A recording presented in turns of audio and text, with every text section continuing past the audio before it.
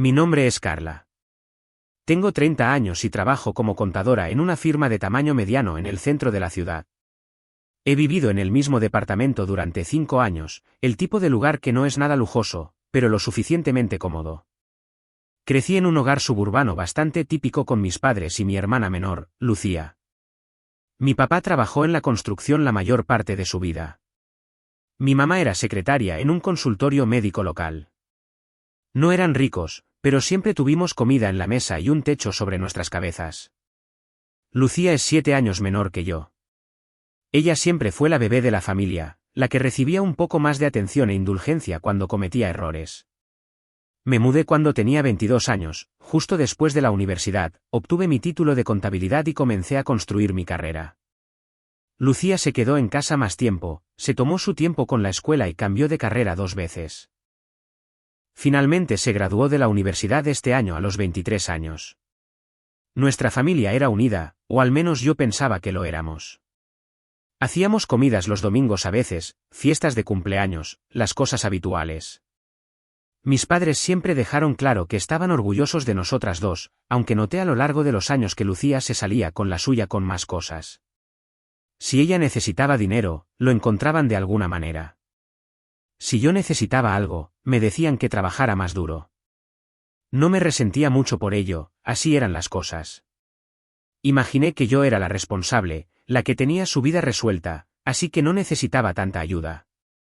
Hace 2 semanas, mis padres me invitaron a comer el domingo.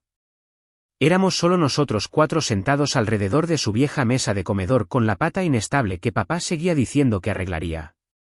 Mi mamá preparó cuete mechado, lo cual siempre era una señal de que querían algo. Ella solo hacía ese guisado para ocasiones especiales o cuando estaba adulando a alguien. A mitad de la comida, mi papá se aclaró la garganta y miró a mi mamá. Ella sonrió y dijo que tenían algo que discutir. Lucía sonreía como si ya supiera lo que venía. Mi mamá explicó que Lucía finalmente se había graduado y querían hacer algo especial para celebrar.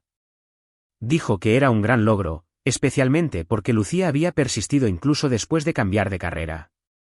Luego fue al grano.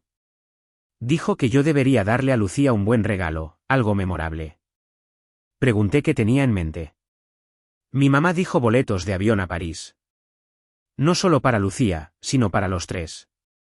Mis padres querían hacer un viaje familiar y se suponía que yo debía pagarlo. Me senté allí por un segundo tratando de procesar lo que ella acababa de decir. Pregunté cuánto costaría eso. Mi papá dijo que probablemente alrededor de 360.000 pesos por 3 boletos de clase ejecutiva. Casi me ahogo con mi agua. Les dije que eso era demasiado caro, que no podía permitirme soltar simplemente 360.000 pesos en boletos de avión. Dije que ya le había comprado un regalo a Lucía, algo que pensé que realmente usaría. La cara de mi mamá se entristeció. Dijo que yo estaba siendo egoísta, que Lucía merecía algo especial después de todo su duro trabajo. Mi papá no dijo mucho, solo parecía decepcionado. Lucía se quedó callada, pero pude ver que estaba molesta. Traté de explicar que 360.000 pesos era mucho dinero, que tenía mis propias facturas y gastos. Mi mamá dijo que yo ganaba buen dinero como contadora, mejor que cualquier otra persona en la familia, así que podía permitírmelo. Le dije que eso no significaba que tuviera 360.000 pesos por ahí tirados para gastar en boletos de avión. La conversación se volvió incómoda después de eso. Mis padres se quedaron callados y terminamos la comida sin hablar mucho. Lucía se fue temprano, dijo que tenía planes con amigos. Ayudé a mi mamá a limpiar y ella no volvió a mencionar el tema. Imaginé que ese era el final del asunto. Una semana después, mis padres organizaron una fiesta para Lucía. Invitaron a toda la familia, tías, tíos, primos, incluso algunos amigos de la familia. Fue en su casa, y mi mamá se había esmerado con las decoraciones y la comida. Todos felicitaban a Lucía, diciéndole lo orgullosos que debían estar. Aparecí con mi regalo, una computadora portátil nueva. Era una buena, del tipo con todas las últimas especificaciones técnicas, perfecta para alguien que comienza su carrera. Había gastado más de 20.000 pesos en ella. Cuando llegó el momento de los regalos, le entregué a Lucía la caja. Ella la abrió frente a todos, y yo esperaba que estuviera emocionada. En cambio, la miró, luego me miró a mí e hizo una cara como si acabara de entregarle una bolsa de basura. Preguntó si eso era realmente todo lo que le iba a dar. La habitación se quedó en silencio. Dije que sí, que era un muy buen regalo y que una computadora portátil definitivamente sería útil para una graduada universitaria. Ella no dijo gracias. Simplemente dejó la caja y se giró para hablar con otra persona. Mis padres se sentaron allí con caras largas toda la noche. No me dijeron nada sobre el regalo, pero pude sentir su desaprobación.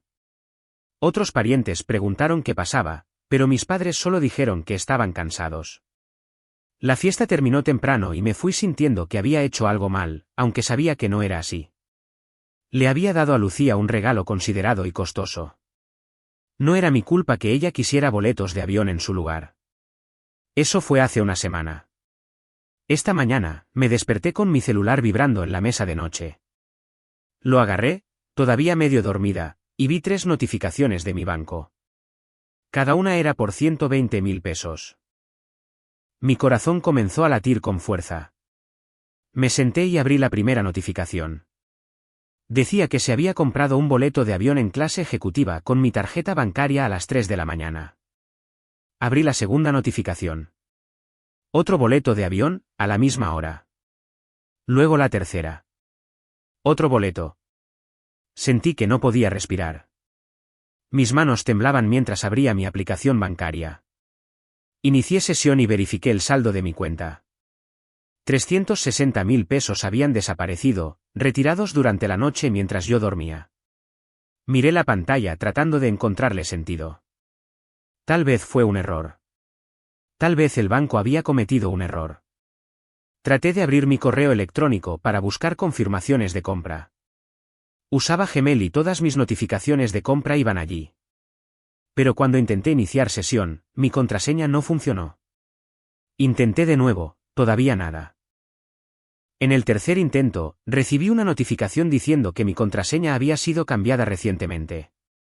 Alguien me había bloqueado el acceso a mi propio correo electrónico. No entré en pánico. Me obligué a mantener la calma. Hice clic en el enlace para restablecer la contraseña y seguí el proceso. Tomó unos minutos, pero logré entrar. Tan pronto como abrí mi bandeja de entrada, los vi. 3 confirmaciones de vuelo. Todas a París. Un boleto para mi papá, uno para mi mamá, uno para Lucía. Todos comprados con mi tarjeta de crédito, todos programados para salir en 2 semanas. Me senté allí mirando esas confirmaciones de vuelo y todo encajó. Hace 2 semanas, mis padres me habían pedido que les comprara boletos a París. Yo había dicho que no. La semana pasada, Lucía había dejado claro que no estaba contenta con la computadora portátil que le di. Y ahora 360.000 pesos habían desaparecido de mi cuenta, gastados en el viaje exacto que me había negado a pagar. Lo habían hecho ellos mismos. Me habían robado. Me sentí enferma. Mi propia familia había entrado en mis cuentas en medio de la noche y había tomado mi dinero. Habían cambiado la contraseña de mi correo electrónico para que yo no pudiera detenerlos de inmediato. Habían planeado todo esto. Seguí leyendo las confirmaciones, mirando los detalles. Boletos de clase ejecutiva, justo como mis padres habían querido. Fecha de salida dentro de 2 semanas. Todo coincidía con lo que habían pedido. Salí de la cama y caminé de un lado a otro por mi departamento tratando de averiguar qué hacer. Una parte de mí quería llamarlos en ese momento y gritarles. Pero sabía que eso no resolvería nada. Necesitaba manejar esto de la manera correcta. Necesitaba documentación, evidencia, un rastro de papel. Me vestí, agarré mi celular y mi cartera, y me dirigí directamente al banco. La sucursal abría a las 9. Estaba esperando afuera cuando abrieron las puertas. Me acerqué a la primera ejecutiva disponible y le dije que necesitaba reportar un fraude. Ella me pidió que me sentara y comenzó a abrir mi cuenta. Le expliqué lo que había sucedido. Le mostré las notificaciones en mi celular y le conté sobre las confirmaciones de vuelo. Ella escuchó atentamente, escribiendo notas en su computadora. Dijo que abrirían una investigación de inmediato. Imprimió un reporte de fraude, me hizo firmarlo y me dio una copia con un número de folio. Luego dijo algo que hizo que se me cayera el estómago. Explicó que dado que el fraude fue cometido por miembros de mi familia, yo también necesitaría presentar una denuncia ante el Ministerio Público para que la investigación continuara. Sin una denuncia formal, el banco no podía avanzar con la recuperación de mi dinero. Pregunté si estaba segura. Ella asintió y dijo que era política del banco. Los casos de robo de identidad que involucraban a miembros de la familia requerían la participación de las autoridades. Respiré hondo y dije que entendía. Me deseó suerte y me dijo que la investigación podría tomar hasta 10 días hábiles una vez que recibieran la denuncia. Salí del banco y conduje directamente al Ministerio Público. Me acerqué a la recepción y le dije al oficial que necesitaba presentar una denuncia por robo de identidad y fraude.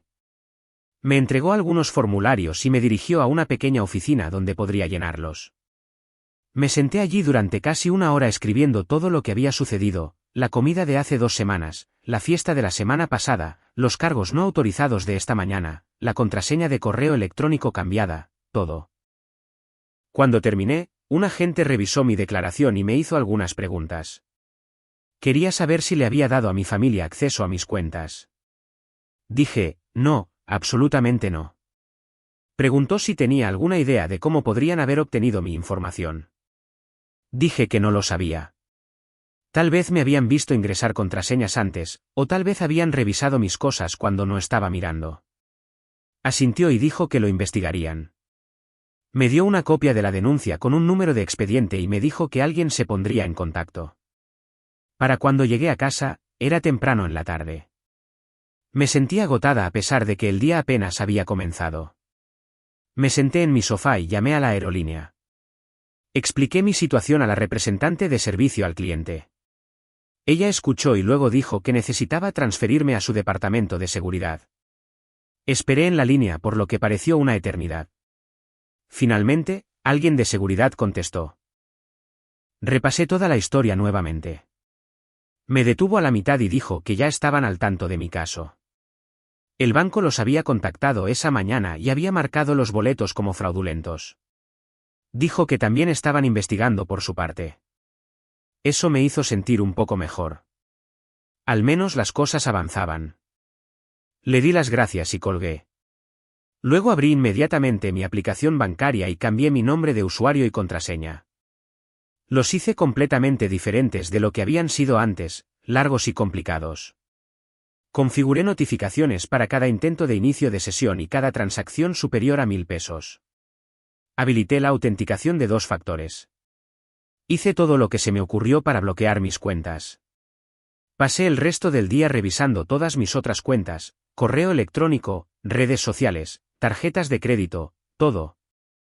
Cambié cada contraseña y habilité seguridad adicional siempre que fue posible.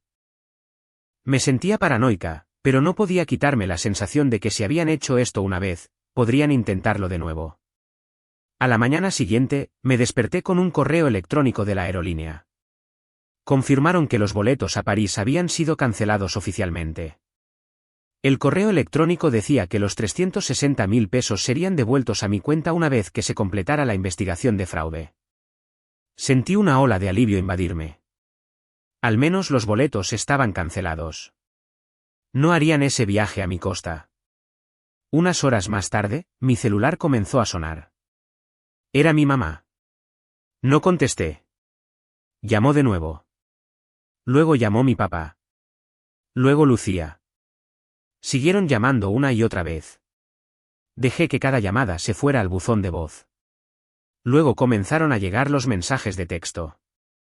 Mi mamá escribió que necesitaba llamarla de inmediato. Mi papá envió un mensaje diciendo que necesitábamos hablar. Lucía envió 3 mensajes seguidos preguntando qué había hecho. Luego comenzó el buzón de voz.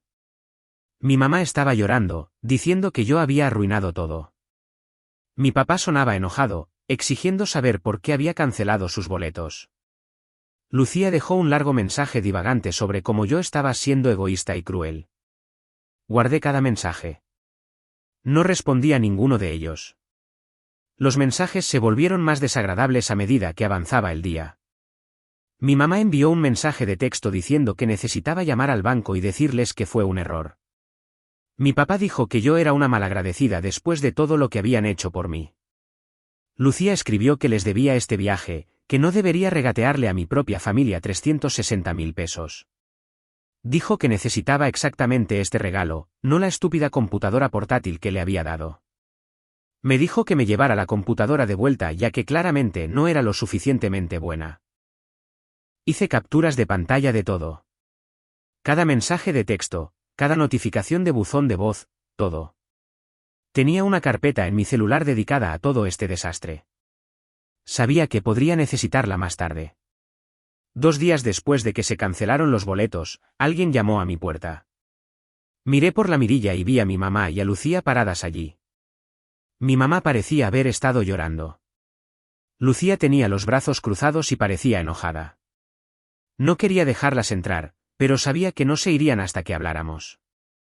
Abrí la puerta pero no las invité a pasar. Mi mamá comenzó a llorar de inmediato. Dijo que yo estaba siendo muy cruel con mi propia familia. Dijo que por mi culpa, tenía la presión alta todos los días. Se puso la mano sobre el corazón como si fuera a colapsar allí mismo. Dijo que ella y mi papá me habían criado mejor que esto, que me habían enseñado a preocuparme por la familia. Seguía limpiándose los ojos con un pañuelo, diciendo que no podía creer que su propia hija les hiciera esto. Lucía intervino antes de que yo pudiera responder. Dijo que ya les había contado a todos sus amigos sobre el viaje a París. Dijo que la estaba avergonzando, que todos le preguntaban cuándo se iba, y ahora tenía que decirles que no sucedería. Dijo que la estaba haciendo quedar como una mentirosa. Exigió que yo arreglara esto, que llamara al banco y a la aerolínea y lo solucionara. Me paré en la entrada de mi puerta y las escuché a ambas. Cuando finalmente dejaron de hablar, dije que no cambiaría mi decisión. Les dije que me habían robado, que habían cometido fraude y que no volarían a ninguna parte con mi dinero. Dije que tenía denuncias penales y documentos bancarios, y que esto era ahora un asunto legal. Mi mamá jadeó como si la hubiera abofeteado. Lucía me llamó egoísta. Les dije a ambas que se fueran. Retrocedí hacia adentro y cerré la puerta. Se quedaron afuera unos minutos más tocando y gritando mi nombre, pero finalmente, se fueron. Pensé que ese sería el final, pero estaba equivocada. Al día siguiente, mi celular comenzó a estallar de nuevo. Esta vez, no eran solo mis padres y Lucía. Eran tías, tíos, primos, personas con las que no había hablado en meses. Todos tenían el mismo mensaje: estaba siendo demasiado dura. No debería haber presentado una denuncia policial contra mis propios padres. La familia no le hace eso a la familia. Algunos de ellos dijeron que mis padres no habían robado nada, que yo estaba exagerando. Uno de mis tíos llamó y dijo que no debería retractarme de mi palabra. Afirmó que le había prometido a Lucía esos boletos de avión para la graduación y ahora me estaba echando para atrás. Le dije que nunca había prometido tal cosa. Dijo que eso no es lo que escuchó. Le pregunté quién le dijo eso. Dijo que mi mamá le había explicado todo a la familia. Me di cuenta entonces de que mis padres habían estado difundiendo mentiras, haciéndose pasar por víctimas. Mi tía envió un mensaje de texto largo diciendo que estaba destrozando a la familia. Dijo que mis padres eran buenas personas que habían cometido un pequeño error y que necesitaba perdonarlos. Dijo que 360.000 pesos no valían la pena para perder a mi familia. Otro primo envió un mensaje diciendo que debería avergonzarme de mí misma por involucrar a la policía. Los mensajes siguieron llegando durante días. Estaba agotada de todo eso. No podía soportarlo más. Decidí contar mi versión de la historia donde todos pudieran verla. Abrí el chat grupal familiar de WhatsApp, el que tenía a todas mis tías, tíos y primos. Escribí un mensaje largo explicando exactamente lo que había sucedido. Describí la comida de hace 2 semanas cuando mis padres me pidieron que comprara los boletos, y dije que no. Expliqué la fiesta donde Lucía dejó claro que la computadora portátil no era lo suficientemente buena. Detallé el despertar para encontrar 360.000 pesos robados de mi cuenta. Luego adjunté las copias de la denuncia y el reporte de fraude bancario. Agregué capturas de pantalla de todos los mensajes de mis padres y Lucía exigiendo que pagara su viaje. Incluí los mensajes de texto donde Lucía decía que quería que me llevara la computadora. Finalmente, publiqué una grabación de audio que había hecho durante una conversación con mi mamá y Lucía. En esa grabación, admitían que nunca les había prometido nada. Decían que todavía estaba obligada a pagar su viaje porque tenía el salario más alto de la familia. Decían que como me negué a darles el dinero, tuvieron que tomarlo ellos mismos y hacer todo por su cuenta. El chat grupal se quedó en silencio durante unos 10 minutos. Luego, los mensajes comenzaron a inundar. Mis parientes estaban conmocionados. Comenzaron a hacer preguntas directas a mis padres y a Lucía. ¿Por qué le robaron? ¿Por qué nos mintieron? ¿Cómo pudieron hacer esto? Mis padres intentaron defenderse, diciendo que yo estaba haciendo que sonara peor de lo que era. Lucía dijo que yo estaba siendo dramática, pero ya nadie se lo creía. En una hora, mis padres y Lucía habían abandonado el chat grupal. 10 días después de que presenté las denuncias, el banco me llamó. La investigación de fraude estaba completa. Habían confirmado que los cargos no estaban autorizados y que el monto total sería devuelto a mi cuenta. Revisé mi aplicación bancaria esa tarde y vi los 360.000 pesos de vuelta donde pertenecían. Sentí que finalmente podía respirar de nuevo. Unos días después, mis padres y Lucía fueron citados al Ministerio Público. Yo no estaba allí, pero mi abuela me contó lo que sucedió después. No negaron nada. Admitieron que habían tomado la información de mi tarjeta de crédito y realizado las compras sin mi permiso. Dijeron que pensaban que se lo debía, que la familia debería ayudarse mutuamente. La policía no lo vio de esa manera. Hubo un juicio aproximadamente un mes después. Fue rápido porque ya habían confesado. El juez les dio a los 3 6 meses de libertad condicional. Cada uno tuvo que pagar una multa considerable además de eso. La multa de mi papá fue de 60.000 pesos. La de mi mamá fue de 60.000 pesos. A Lucía le impusieron 40.000 pesos. El juez dijo que tenían suerte de que no les diera tiempo en la cárcel. Después del juicio, pensé que todo finalmente había terminado. Pensé que podría seguir adelante con mi vida y dejar toda esta pesadilla atrás. Estaba equivocada. Lucía no había terminado. En lugar de conseguir un trabajo como debería haber estado haciendo, comenzó a atacarme. Llamó a mi lugar de trabajo varias veces. Trabajo como contadora en una firma de tamaño decente en el centro. Le dijo a quien contestara al teléfono que yo era una estafadora. Afirmó que había estado malversando dinero de la empresa durante años, transfiriendo fondos a mis cuentas personales. Dijo que la empresa necesitaba investigarme de inmediato. Mi jefe me llamó a su oficina una tarde. Parecía incómodo. Dijo que el departamento de seguridad de la empresa había recibido varias llamadas sobre mí, todas haciendo acusaciones serias. Dijo que no podían ignorar las acusaciones de malversación, incluso si parecían improbables. Me aseguró que no era personal, pero que tenían que investigar. Entendí. Le dije que hiciera lo que tuviera que hacer. Durante 2 semanas, el departamento de seguridad revisó cada transacción que yo había manejado. Revisaron años de registros, verificaron cada cuenta a la que tenía acceso y entrevistaron a mis compañeros de trabajo. Fue humillante. Todos en la oficina sabían que algo estaba pasando. Finalmente, me exculparon. No encontraron absolutamente ninguna evidencia de ninguna irregularidad. Mi jefe se disculpó por hacerme pasar por eso. Le dije que no era su culpa. Una tarde después del trabajo, salí al estacionamiento e inmediatamente supe que algo andaba mal.